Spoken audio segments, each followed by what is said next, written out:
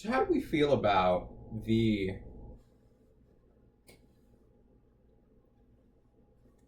United States government funding the Genesis mission, the, I guess, corporate group that Microsoft, Google, and Amazon Web Services have been putting together with other corporate conglomerations to,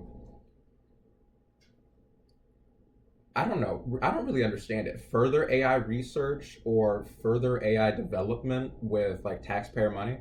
And I am 100% against the use of public funds, like taxpayer funds for this.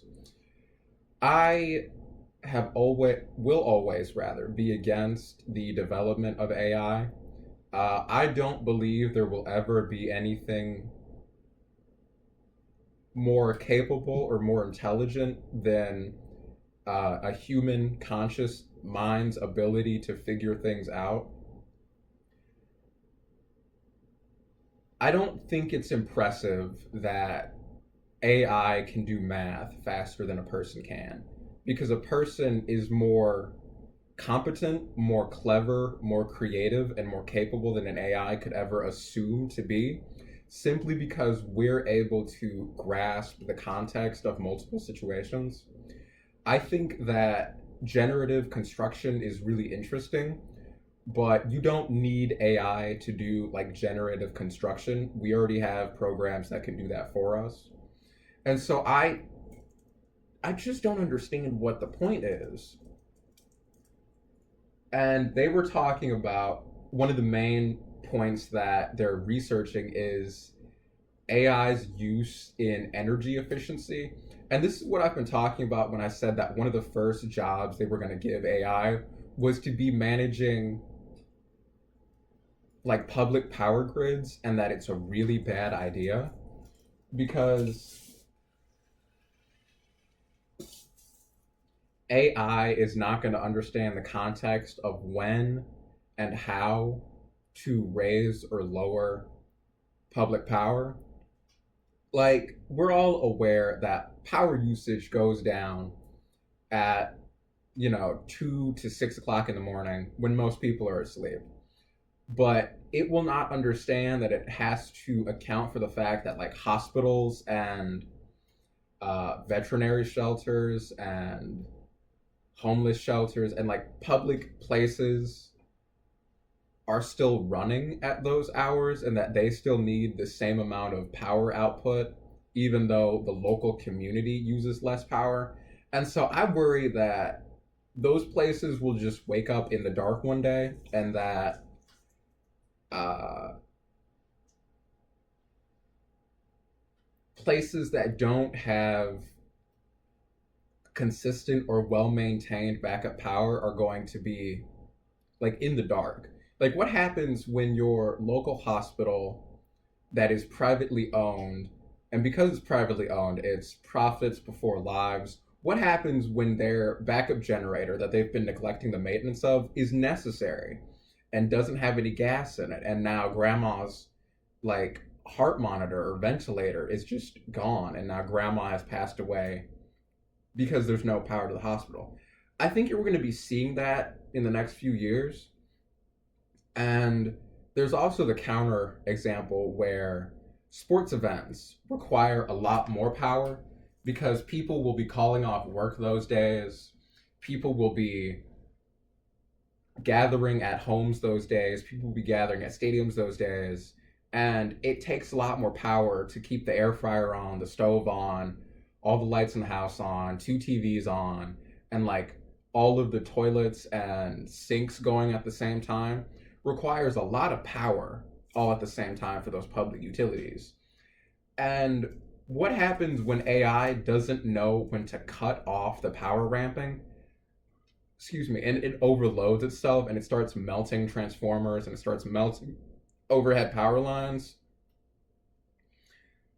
Like, it worries me that there are a lot of states out there that don't have well maintained public power, like in Texas and all those states, like Louisiana, Texas, Alabama.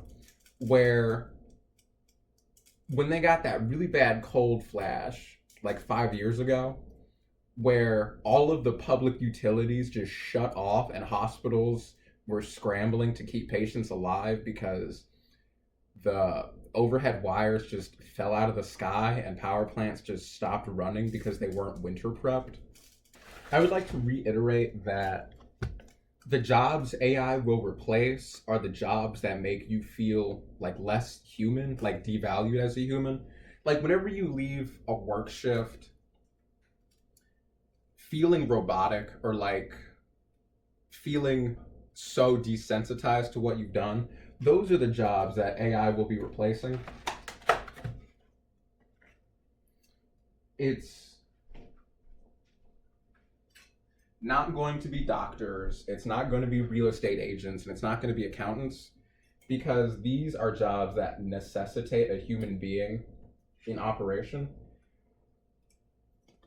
Like, if you've ever seen the movie The Accountant, that scene where he's talking to Mr. and Mrs. Rice about their taxes, and he's nudging them in the right direction on how to get more tax write-offs on their house and their car, the company vehicle. And AI is not going to do that for you because they're going to program it to not lie very well. And the IRS will also ask for those chat logs. So they're going to see that the AI is lying to them. And the IRS agents, when they come to audit you about this change in tax format from last year to this year, they're not going to want to talk to a little cube sitting on somebody's desk about all these things. And so it's going to necessitate a human intermediary, an accountant, to explain to them why you need a boat as a tax write-off, like why your dining room counts as your home office, and why your truck is now a company vehicle going to and from, you know, the Joann's Fabric or the dollar store, wherever you go to pick up supply materials.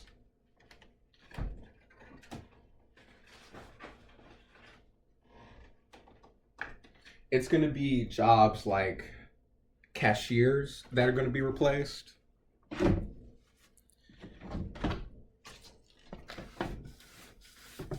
Because they'll replace the cash out checker with like overhead cameras to scan what's on the conveyor belt. They'll replace like the conveyor belt itself with like multiple pressure plates to get like an average weight for your goods, for like your groceries and eggs. And they'll be like, put your tomatoes on scale B, and it'll weigh it out for you. And they'll make you bag the groceries yourself because people are already getting more comfortable with the idea of like bagging their groceries themselves because of all the replaced self-checkout aisles. It's going to be like heavy equipment operators, like CNC operators and machinists, who are going to get replaced, because I was a CNC operator at one point, and I've seen the newer machines that can load and unload themselves, and they have like multiple toolings in the back of the machine that just slide out from a little door, and it can change the tooling on its own. Literally, all the operator does with the newer machines is come in, turn it on, and remove the parts, and then weigh the parts, or use like micrometers or whatever you use, and get the dimensions of the part to make sure they're within specification. But with AI developing the way it is, an AI ocular device will be able to do all of that by itself. When you're using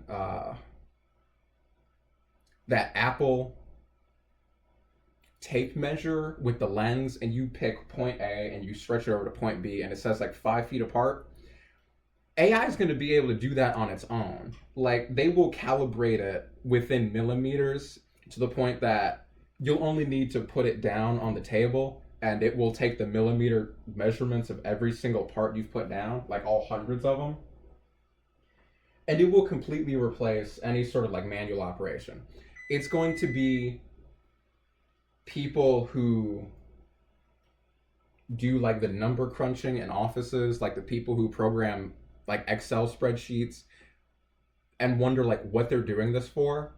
It's going to be those jobs that get replaced by AI. because you already feel like a robot at the end of your shift, and so a robot will be able to do your job. If you look at the car industry, a lot of welding and painting is already done by machines. And the more technology progresses, the more those arms, the apparatus, and the ocular device to like show where it's welding and like where it's spray painting are only going to get more developed.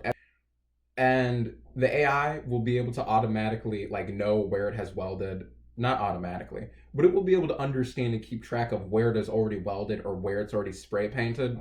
And it'll be able to understand like the depth of the spray paint. One of the main problems of AI paint, I mean, of autonomous paint, because it's not AI, it's robotics, so I think they term it as autonomous paint apparatus, is that it doesn't know how much paint it's sprayed. It only goes by how long it's been spraying and how long distance A to distance B has gone, and so it sprays the paint at a consistent rate, but it doesn't consistently cover every panel.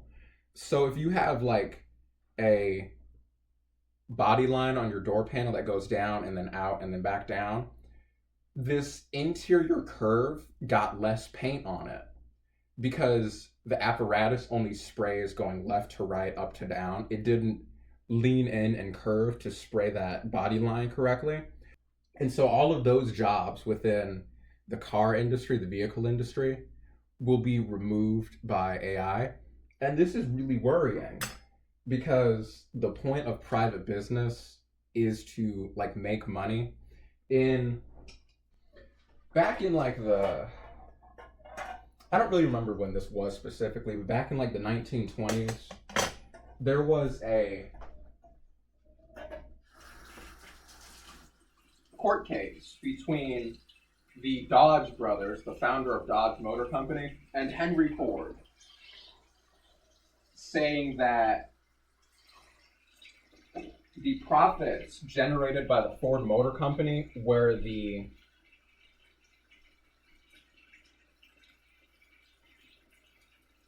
how did they term it? Were the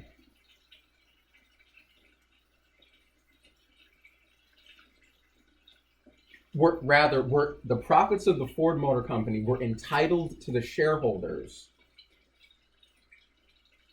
because that year Henry Ford had decided to give his employees a bonus, but the Dodge brothers didn't like the fact that Henry Ford was giving bonuses to the employees, so they sued him all the way up to the Supreme Court, where it was determined that private companies do not owe employees any sort of reward outside of like your typical wage, and that any extra money earned by the company was actually entitled to the shareholders for whatever they deemed it used for. And so that money was taken back from employees and given to the shareholders. And from that lawsuit, the Dodge brothers used that money to open the Dodge Motor Corporation, like Dodge Motors, which is why I'll never buy a Dodge vehicle, because they hate you. Like, if you have a job, the Dodge brothers would have hated you specifically, and I'm not buying a car from somebody that hates me. So I would never buy or drive a Dodge vehicle. And we're going to see like a reinvention of this, where companies, as soon as the AI becomes deployable and integratable into their fields, are just going to start mass firing people with no repercussions, because it'll be cheaper to license the AI than it is to pay like 500 or even 20 employees. It'll be cheaper to get one robotic arm and like 5 different AI to manage it. And so like unemployment rates are going to skyrocket. Everything's going to go to hell. I believe that any company that implements AI in turn of employing conventional humans to do work should actually be taxed differently, because if you're not going to pay employees and cut your operating costs by that much, you should pay that much more in taxes, because we're going to have to take care of those people differently using social services, because it will be impossible for these many people to get jobs again.